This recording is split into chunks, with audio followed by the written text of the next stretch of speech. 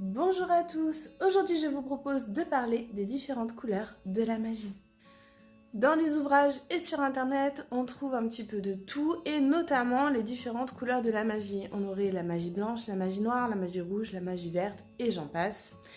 La question c'est qu'en est-il réellement ? Pour moi, et c'est très personnel, la magie n'a pas de couleur. La magie, qu'est-ce que c'est ? En vérité, c'est simplement l'énergie qui nous entoure et qu'on va simplement utiliser d'une manière ou d'une autre pour la formater et en faire ce qu'on souhaite. Utiliser la magie, cela peut se faire de manière différente et c'est là que les couleurs viennent catégoriser un petit peu tout ça. Par exemple, les personnes qui auront la main verte vont utiliser beaucoup plus les plantes dans leur pratique et ceux-là vont être considérés comme praticiens de la magie verte. En réalité, c'est simplement qu'ils utilisent l'énergie des plantes. Je pense personnellement que toutes ces couleurs sont beaucoup un prétexte pour vendre des livres, pour essayer de catégoriser les gens, les mettre un petit peu dans des cases. En vérité, c'est beaucoup plus complexe que ça. De la même manière, utiliser une magie qui serait noire, parfois c'est faussé. Par exemple, les gens ont cette croyance que d'utiliser des bougies noires serait signe que l'on pratique de la magie noire. C'est tout à fait faux.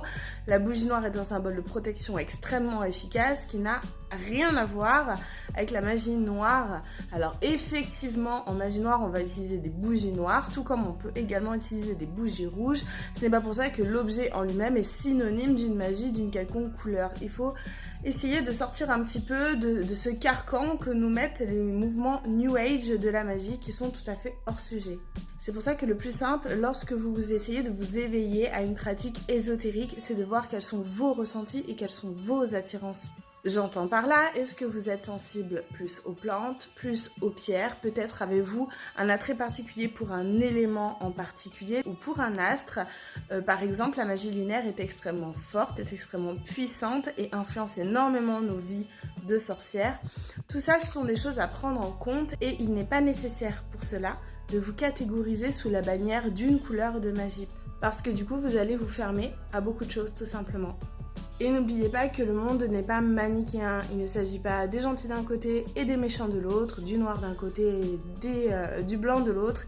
C'est beaucoup plus compliqué que cela, chaque magie peut être positive ou négative. La seule règle à suivre finalement en magie, c'est de toujours respecter le libre arbitre des personnes que vous visez, c'est-à-dire qu'on ne va jamais réaliser un rituel sur quelqu'un qui n'est pas au courant ou qui ne le souhaite pas, tout simplement parce que c'est de sa vie qu'il est question, c'est de son chemin de vie qu'il est question et qu'on n'a absolument pas le droit d'intervenir là-dessus. Pour clore cette vidéo, je voulais simplement rappeler que la sorcière que vous êtes ne dépend pas en réalité de la couleur de la magie que vous pratiquez, mais bel et bien de vos intentions et de l'éthique que vous mettez derrière. Sur ce, je vous souhaite plein de courage pour ce lundi. Allez, ciao ciao!